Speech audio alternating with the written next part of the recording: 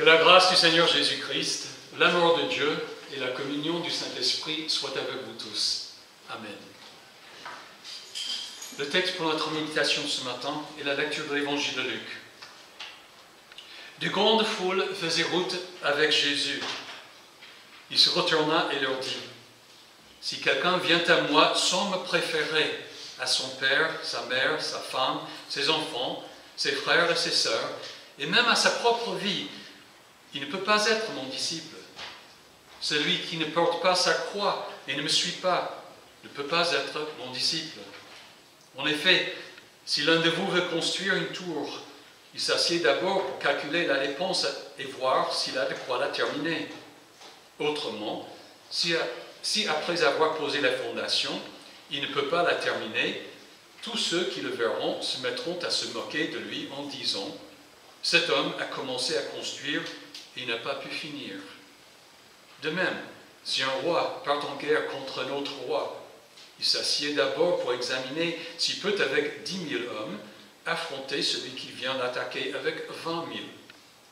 Si ce n'est pas le cas, alors que l'autre roi est encore loin, il lui envoie une ambassade pour demander la paix. Ainsi donc, aucun de vous, à moins de renoncer à tout ce qu'il possède, ne peut être mon disciple. Le sel est une bonne chose, mais si le sel perd sa saveur, avec quoi la lui rendra-t-on ? Il n'est bon ni pour la terre, ni pour le fumier. On le jette dehors. Que celui qui a des oreilles pour entendre, entende. Voici la parole du Seigneur. Veuillez vous asseoir.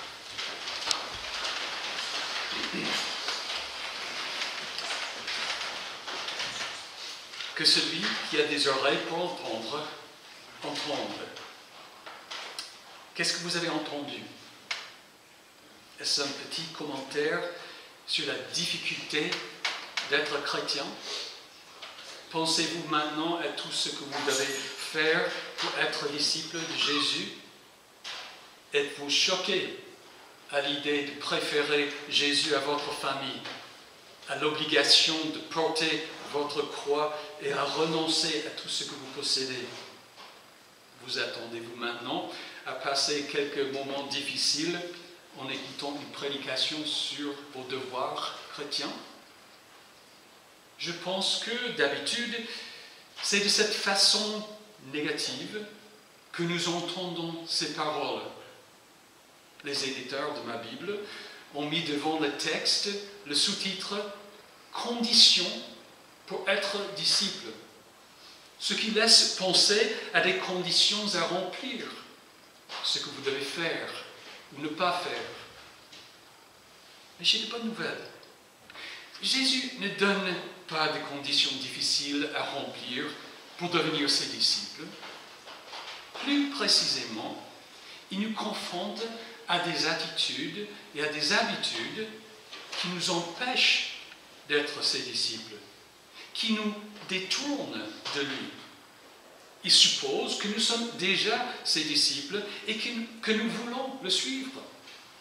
Et puisqu'il veut que nous demeurions ses disciples, il nous enseigne, il nous parle de 3 attitudes, de comportements qu'il nous faut appliquer. Prenons un exemple. Les étudiants viennent de reprendre leurs études. Une grande question se pose maintenant. Allez-vous réussir cette année et en profiter? J'imagine que vous avez reçu les objectifs de vos cours. Mais si vous voulez réussir, vous devez penser plus loin que ces objectifs. Vous devez penser aussi à la discipline qu'il vous faudra. Respecter les horaires des cours, faire vos devoirs avant d'aller jouer, manger sainement et dormir suffisamment pour être attentif. Autrement, vous aurez du mal à apprendre. Si vous sautez des cours et faites la fête toutes les nuits, vous ne pouvez pas réussir. Mon coach de football américain nous disait toujours : vous ne pouvez pas hurler avec les hiboux la nuit et planer avec les aigles en journée. Du coup, pour réussir cette année, vous devez adopter les habitudes nécessaires. La situation à laquelle Jésus s'adresse Et pareil, il voyageait vers Jérusalem et de grandes foules faisaient route avec lui. C'était des personnes qui pensaient qu'il était le Messie, celui qui sauverait Israël. Il y avait parmi eux certaines personnes, comme les 12, qui le suivaient depuis des mois ou des années. Ils étaient déjà ses disciples. Ils voulaient être de son entourage et espéraient en bénéficier lorsque Jésus deviendrait roi. Alors Jésus leur dit, si quelqu'un vient à moi, sans me préférer à son père, sa mère, sa femme, ses enfants, ses frères et ses sœurs, et même à sa propre vie, il ne peut pas être mon disciple. Celui qui ne porte pas sa croix et ne me suit pas, ne peut pas être mon disciple. Puis, en s'appuyant sur les exemples de 2 hommes qui devaient bien réfléchir à ce qu'il leur fallait pour réussir le projet, il dit, ainsi donc, aucun de vous, à moins de renoncer à tout ce qu'il possède, ne peut être mon disciple. Jésus parle donc des conditions qui nous empêchent de le suivre. Ce ne sont pas des conditions à remplir pour devenir disciple, pour avoir le droit de le suivre. C'est plutôt une analyse de notre condition humaine et des attitudes qui nous détournent de Jésus. Les foules qui faisaient route avec Jésus devaient se poser 2 questions. 2 questions que nous aussi, nous devons nous poser. Voici la première. Est-ce que je veux suivre Jésus? Tout comme un étudiant doit vouloir faire ses études, nous devons vouloir suivre Jésus. Avant de pouvoir accorder plus d'importance à Jésus qu'à notre famille, avant de pouvoir porter notre croix et renoncer à tout ce que nous possédons, il faut être persuadé que Jésus vaut plus que tout cela, n'est-ce pas? En effet, Jésus nous demande de nous attacher complètement à lui, de mettre tous nos œufs dans le même panier. Heureusement que nous en savons beaucoup plus que les foules qui le suivaient. Nous savons ce qu'il a accompli à Jérusalem, qu'il est mort et qu'il est ressuscité le 3e jour. Mais en avons-nous vraiment saisi la signification? Jésus est mort pour payer nos fautes et nos péchés. À part lui, il n'y a pas de pardon des péchés et nous mourrons dans nos péchés, c'est-à-dire condamnés à l'enfer pour ce que nous avons fait et négligé nous-mêmes. Personne ne peut compenser les fautes de sa vie. Dieu exige la perfection pendant toute notre vie. Comment donc peut-on être plus que parfait pendant un seul moment afin de compenser même un seul péché? C'est impossible. C'est pourquoi Dieu a donné son Fils, un homme parfait, en substitut pour nous. Sa justice et sa perfection nous sont accordées. Nous sommes déclarés justes grâce à Jésus. Il n'y a aucun autre être qui pourrait faire cela pour nous. Jésus est absolument unique. C'est pourquoi la Bible insiste qu'il n'y a de salut en aucun autre, car il n'y a sous le ciel aucun autre nom qui ait été donné parmi les hommes par lequel nous devrions être sauvés. À moins qu'on ne rejette l'existence de Dieu et la réalité du jugement du ciel et de l'enfer, nous avons besoin de Jésus. Lui seul nous sauve du jugement de Dieu. Lui seul nous accorde la vie éternelle au ciel, dans la présence de Dieu. Il est donc le bien suprême, comme Paul le dit. Il écrit aux Philippiens, « Mais ces qualités de ma vie antérieure de pharisien, qui étaient pour moi des gains, je les ai regardés comme une perte à cause du Christ. Et je considère même tout comme une perte à cause du bien suprême qu'est la connaissance de Jésus-Christ, mon Seigneur. Jésus-Christ est le bien suprême. C'est pourquoi nous voulons être unis à lui et voulons être ses disciples. Et c'est pourquoi nous pouvons admettre l'idée de tout soumettre à lui. C'est pour recevoir les bénéfices que lui seul peut nous accorder.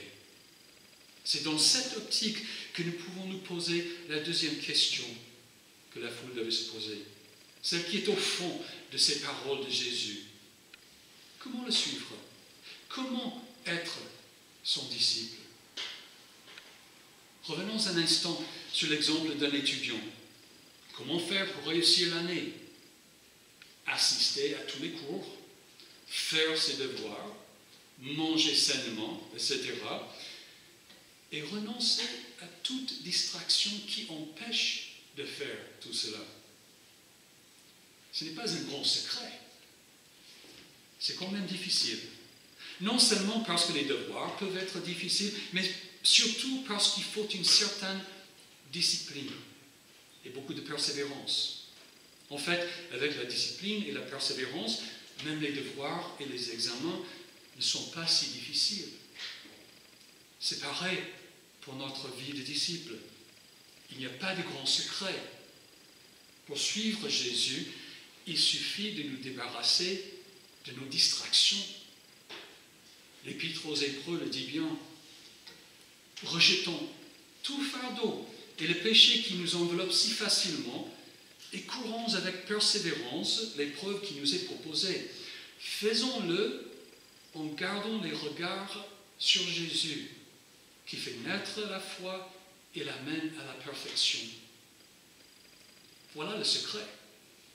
Au lieu de nous laisser détourner par les préoccupations, les richesses et les plaisirs du monde, de la vie, les choses qui étouffent la confiance en Christ et notre ardeur, nous devons simplement garder les yeux tournés vers Jésus. C'était le secret de l'apôtre Paul, un homme que nous ferions bien d'imiter. Je considère même tout comme une perte à cause du bien suprême qu'est la connaissance de Jésus-Christ, mon Seigneur. À cause de lui, je me suis laissé dépouiller de tout. Et je considère tout cela comme des ordures, afin de gagner Christ et d'être trouvé en lui, non avec ma justice, celle qui vient de la loi, mais avec celle qui s'obtient par la foi en Christ. La justice qui vient de Dieu et qui est fondée sur la foi. Ainsi, je connaîtrai Christ, la puissance de sa résurrection et la communion à ses souffrances, en devenant conforme à lui dans sa mort, pour parvenir d'une manière ou d'une autre à la résurrection des morts. C'est comme ça qu'il faut comprendre et mettre en pratique les paroles de Jésus aux foules qui faisaient route avec lui. Jésus a donné 3 avertissements à ces personnes, à nous. Ce ne sont pas des conditions à remplir pour devenir disciple. Ce sont plutôt des attitudes nécessaires pour demeurer disciple et pour progresser en tant que disciple. En voici la première. Si quelqu'un vient à moi, sans me préférer à son père, sa mère, sa femme, ses enfants, ses frères et ses sœurs, et même à sa propre vie, il ne peut pas être mon disciple. Après Jésus, le meilleur exemple de cette attitude est sans doute Abraham. Lorsque Dieu l'a mis à l'épreuve en lui demandant d'offrir Isaac, son fils, en sacrifice. Abraham aimait son fils, peut-être plus que toute autre personne au monde. Mais sa confiance en Dieu était si forte qu'il pouvait aller jusqu'à offrir son fils en sacrifice. Il a préféré son Créateur, celui qui pouvait ressusciter son fils, à son propre fils. Jésus nous demande d'aimer notre prochain comme nous-mêmes et de donner notre vie pour nos amis. Son apôtre Jean a même écrit que si quelqu'un n'aime pas son frère qui voit, comment peut-il aimer Dieu qui ne voit pas? Nous devons donc aimer les membres de nos familles, mais pas plus que Dieu. En effet, si j'accorde plus d'importance à qui que ce soit, plus qu'à mon Dieu, cette autre personne est devenue mon Dieu. Mais toute autre personne est comme moi un pécheur pour qui Jésus est mort. Nous dépendons tous de l'amour de Dieu et devons tous espérer la résurrection de la vie éternelle que Jésus nous a préparée. Comment donc pourrais-je privilégier la volonté d'un être humain à celle de Dieu? C'est là, effectivement, le grand défi de la vie de disciple, n'est-ce pas? De craindre et aimer Dieu par-dessous tout, de s'assujettir ma volonté à la sienne, conformément à notre prière, que ton nom soit sanctifié, que ton règne vienne, que ta volonté soit faite sur la terre comme au ciel. Mais si, en réalité, je privilégie ma volonté, ou celle de mon époux ou épouse, ou de mes enfants, c'est certain que je me détournerai de Jésus, car la nature propre est opposée à l'Esprit de Dieu. C'est pourquoi Jésus a dit, si quelqu'un vient à moi sans me préférer à son père, sa mère, sa femme, ses enfants, ses frères, ses sœurs, et même à sa propre vie, il ne peut pas être mon disciple. C'est une constatation. Préférer Jésus à toute autre personne n'est pas une condition à remplir. C'est plutôt un trait de caractère de la personne qui a connu Jésus en tant que le bien suprême. Les deux autres avertissements découlent plus ou moins de ce premier. Le deuxième concerne tout ce que nous souffrons à cause de notre foi en Christ. Jésus dit, « Celui qui ne porte pas sa croix et ne me suit pas ne peut pas être mon disciple. » À l'époque, la seule personne qui portait littéralement sa croix était la personne condamnée à mort par crucifixion. Il devait porter sa croix en allant au lieu de crucifixion, comme Jésus l'a fait. Pendant cette marche, ses proches le pleuraient et ses ennemis se moquaient de lui. Le condamné, lui, ne pouvait qu'accepter sa mort certaine, car il n'y avait plus de sursis. Dans un sens figuratif, alors, porter sa croix signifie supporter la moquerie, l'opposition et même la persécution du monde parce qu'on est disciple de Jésus. De plus, ça signifie qu'on ne peut pas échapper à cette croix, sauf en se détournant de Jésus. Dans sa parabole du semeur, Jésus parle du sort de la semence qui tombe sur le sol pierreux. Ce sont ceux qui, lorsqu'ils entendent la parole, l'acceptent avec joie, mais ils n'ont pas de racines. Ils croient pour un temps et abandonnent au moment de l'épreuve. Les épreuves au cours de la vie sont inévitables. Pour certains, elles sont même très dures, menant jusqu'à la mort. Il faut donc nous y préparer en gardant les yeux tournés vers Jésus. Il faut nous fortifier par le bon usage de la parole, des sacrements, par la prière et la communion fraternelle. Ainsi, nous pourrons supporter notre croix. Encore là, il n'y a pas de conditions à remplir, une épreuve particulière à passer, mais une certaine attitude de maturité, une attitude qui accepte les épreuves et qui compte sur la fidélité de Christ pour en sortir. En effet, aucune tentation ne vous est survenue qui n'ait été humaine. Dieu est fidèle et il ne permettra pas que vous soyez tentés au-delà de vos forces. Mais avec la tentation, il préparera aussi le moyen d'en sortir, afin que vous puissiez la supporter. Tout disciple de Jésus a besoin de cette maturité pour aller jusqu'au bout. C'est pourquoi il dit, celui qui ne porte pas sa croix et ne me suit pas ne peut pas être mon disciple. Enfin, il y a le problème de nos biens. Aucun de vous, à moins de renoncer à tout ce qu'il possède, ne peut être mon disciple. Cela veut dire qu'aucun serviteur ne peut servir deux maîtres, car ou il détestera le premier et aimera le second, ou il s'attachera au premier et méprisera le second. Vous ne pouvez pas servir Dieu et l'argent, disait Jésus. Soyons honnêtes, la richesse nous attire. Nous avons besoin d'un certain niveau de biens pour vivre en paix. Mais la nature propre est rarement satisfaite de ce que nous possédons. Nous voulons toujours un peu de plus.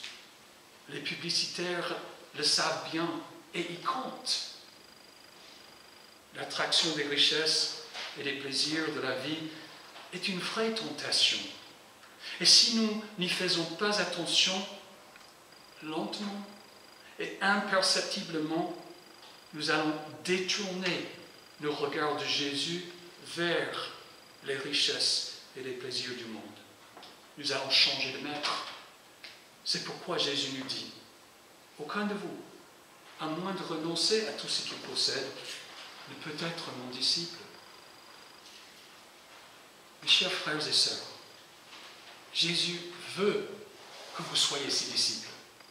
C'est pourquoi il s'est offert en sacrifice pour vous. Et il veut que vous demeuriez ses disciples jusqu'à son retour. C'est pourquoi il a prononcé ces paroles qui semblent si dures. Ce sont des attitudes, des traits de caractère propres et nécessaires à tout disciple de Jésus. C'est pour vous ouvrir les yeux et vous protéger, afin que personne ne devienne un sel qui a perdu sa saveur. Que celui qui a des oreilles pour entendre, entende. Amen. Maintenant que la paix de Dieu, qui dépasse tout ce que l'on peut comprendre, garde votre cœur et vos pensées en Jésus-Christ pour la vie éternelle. Amen.